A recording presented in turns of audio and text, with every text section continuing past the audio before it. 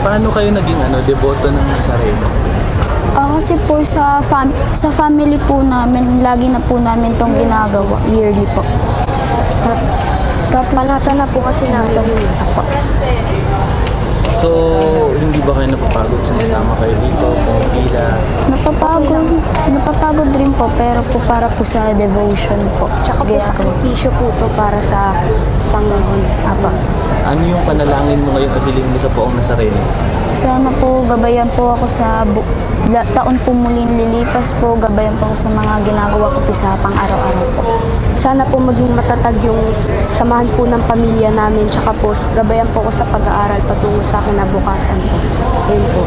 Hanggang kailan nyo ito gagawin? Hanggang kailan kayo sasama sa ganitong pamamanata ng pamilya?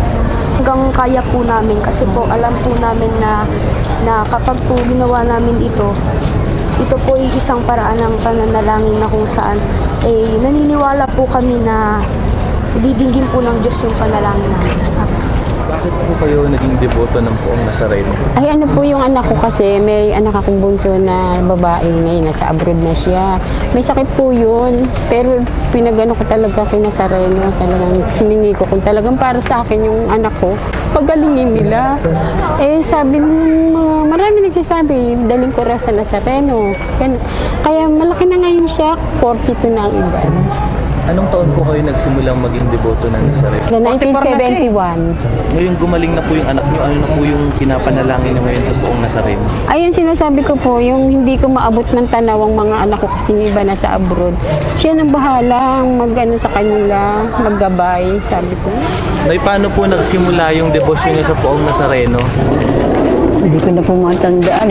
Mas matang awa ng Diyos naman. Ako taon-taon dumadalo kami sa Kanya. Hindi kami nakakalimot sa mga Nazareno.